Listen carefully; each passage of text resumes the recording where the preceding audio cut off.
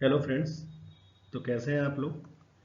कल हम work power energy पढ़ रहे थे और वर्क पावर एनर्जी के हमने आपको क्या बताया था, W C plus W N C plus work done by external force is equal to change in kinetic energy. फिर मैंने बोला था कि W C is equal to minus delta U, ये आपकी वर्क एनर्जी थ्योरम होती है। I can write minus delta U plus W N C plus W of external is equal to delta K. तो हमने यहाँ से लिख सकते थे W N C plus W external is equal to delta K plus delta U. Okay, so मैं यहाँ समझ में आ रहा था कि W N C plus W external is equal to K final plus U final minus of K initial plus U initial. Okay, फिर मैंने आपसे बोला था if W N C and W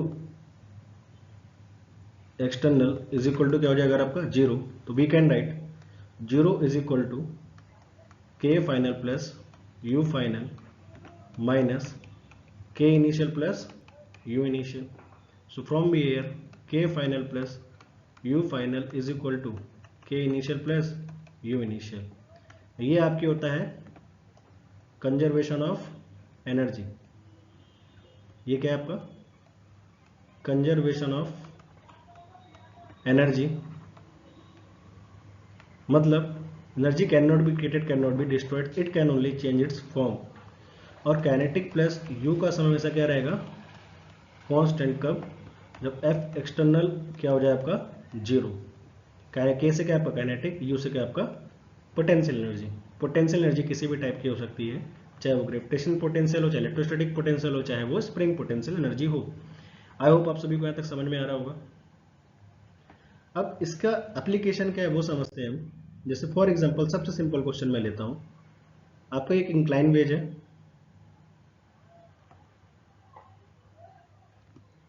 eight the top there is a ball of mass m, कुछ भी हो सकता है, मास m है और ये सरफेस h हाइट ऊपर पे है। पूछता है find velocity of ball when it reach the surface, मतलब जब वो इधर आएगी ना तो उसकी वेलोसिटी बताना कितना है। अब यहाँ पे देखें तो केवल एक फोर्स लग रहा है mg, जो कि डाउनवर्ड डायरेक्शन में है। और आपको पता है कि mg कैसा फोर्स होता है, एक कंजर्वेटिव फोर्स है, ये कंजर्वेटिव वर्क है। सो वी कैन राइट किया एफ एक्सटर्नल कितना है आपका जीरो है।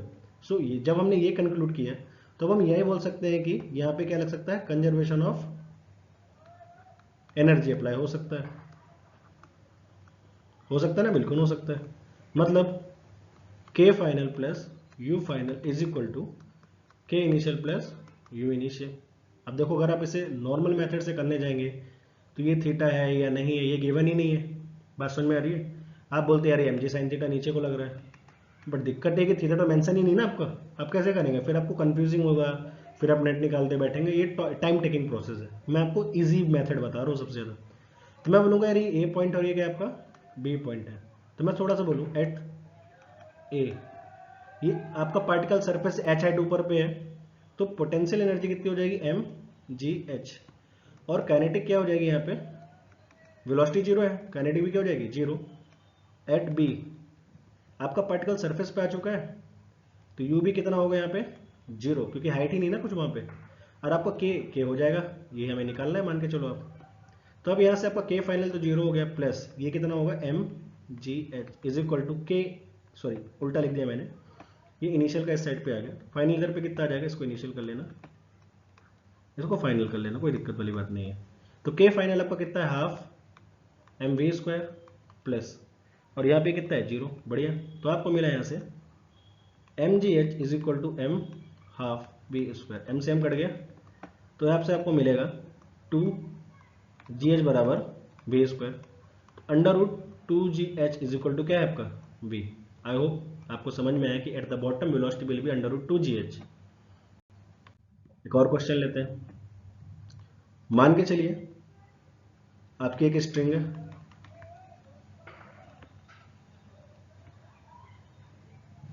उसका मास m है, उसके पास इनिशियल वेलोसिटी v है, ठीक है। और कुछ टाइम बाद वो एक टॉप पोजीशन में जाके रुक जाएगी, मतलब v कितना हो जाएगा, 0 हो जाएगा इस पॉइंट पे इसका। अब आपसे पूछ रहा हूँ ये कितनी हाइट पे जाएगी। अब मैं इसमें गिवन है कि इनिशियल जो लेंथ ऑफ रॉड है वो l है आपके पास। मान के चलता हूँ मैं कि इस पॉइंट पे वो थीटा एंगल बनाते हैं, मैंने आपको खुद से माना है ना। फाइंड एच मैक्स, आपसे ये निकालना है। फिर मैं वही करूंगा, ये पॉइंट ए है और ये पॉइंट क्या है आपका, बी है। यहाँ भी कोई एक्सटर्नल फोर्स नहीं है, केवल mg लग रहा था नीचे को, समझ में आ रहा है। क्योंकि एक्सटर्नल फोर्स नहीं है तो मैं बोल सकता हूँ बाय कंजर्वेशन ऑफ एनर्जी, मैं एनर्जी कंजर्वेशन लगा सकता हूँ बाय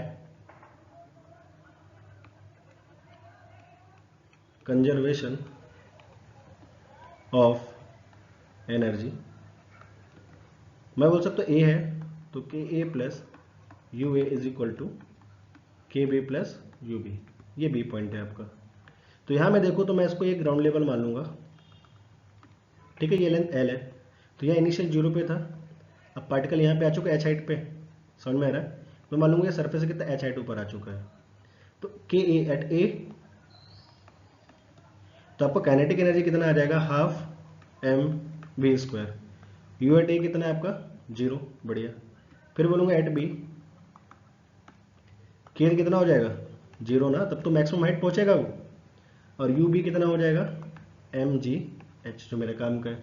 तो मैं लिखूंगा half M V square plus 0 is equal to 0 plus M G H, बढ़िया। तो half M V square is equal to M G H, M से एम कैंसिल आउट हो जाएगा, तो वी स्क्वायर बाय 2g और H max. Single line solution है ये, आप कहीं भी नहीं निकाल पाएंगे, थीटा का काम नहीं था बट हमने ले लिया था। आप बहुत सारी बुक्स में देखेंगे इसका करने की बहुत सारी मेथड्स होती है, बट ये सबसे इजीस्ट मेथड है आपके लिए, समझ में आ रहा है। चलिए आगे बढ़ते हैं और अपने क्वेश्चंस के लेवल को थोड़ा इंक्रीज करते हैं। अब मैं बोल रहा हूं कि आपका ये एक सीलिंग है और सीलिंग में एक पुली लगी हुई है, पुलिंग में आपका कुछ चैन लटकी हुई है,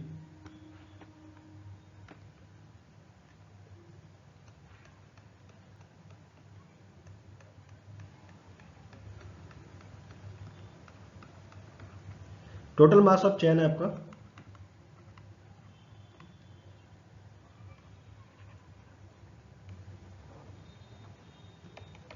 m है, और लेंथ कितनी है, वो l है। तो मैंने बोला ये इनिशियल कंडीशन में l/2 इधर था और l/2 इधर था, ठीक है। फाइंड वेलोसिटी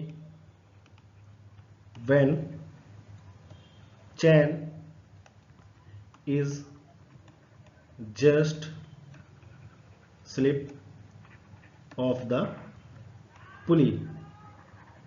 मुझे उस मोमेंट में वेलोसिटी बतानी जब ये चैन आपकी जस्ट गिरने वाली, मतलब ये कुछ ऐसे एग्जांपल आ जाए, ये लेंथ एल लेंथ पूरी इधर पे आ जाएगी, तब मुझे बताना कि इसकी वेलोसिटी कितनी होगी, बढ़िया। तो इसको समझते पहले इनिशियल कंडीशन लेते हैं आपकी।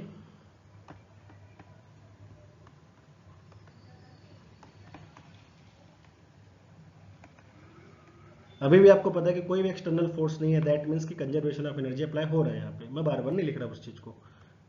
मैंने बोला यार इसको मैं अगर मैं बेस मान लूं तो ये वाला पार्ट हो जाएगा और एक ये वाला पार्ट हो जाएगा आपको जो रेड से बना हुआ है। तो इसका जो सेंटर ऑफ मास होगा वो यहाँ से आधे पे होगा, l/2 अगर है तो इसका आधा कितना हो जाएगा, l/4, और इसका भी कितना हो जाएगा, l/4, ठीक है।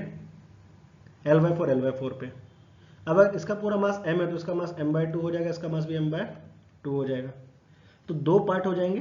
अब काइनेटिक एनर्जी तो रेस्ट पे है, मतलब रेस्ट काइनेटिक एनर्जी 0 है यहाँ पे, तो u इनिशियल फेज में कितनी हो जाएगी, ये वाला फर्स्ट पार्ट है, ये वाला सेकंड पार्ट है, तो फर्स्ट की कितनी हो जाएगी, m/2 g, और हाइट कितनी है, h/4, माइनस की तो minus, plus m/2 g h/4 minus, तो यहाँ से कितना आ जाएगा, minus mgh/8 minus mgh/8, you initial आपकी है ना, तो यहां से आएगा माइनस mgh/4, ये आपकी इनिशियल पोटेंशियल एनर्जी हो जाएगी।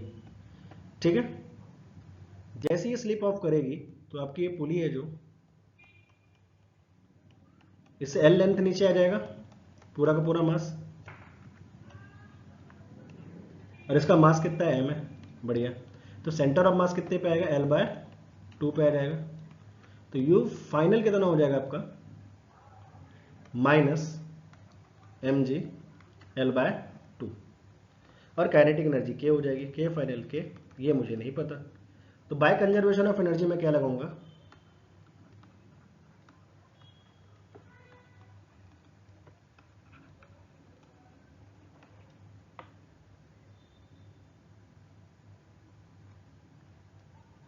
के इनिशियल प्लस यू इनिशियल बराबर के फाइनल प्लस यू फाइनल। बहुत अच्छा क्वेश्चन है ये। तो हमें पता है के इनिशियल क्या था आपका, 0 था, बट यू इनिशियल कितना था, minus M G L by 4 था, इसकल टू के फाइनल है, ये कितना है, minus M G L by 2।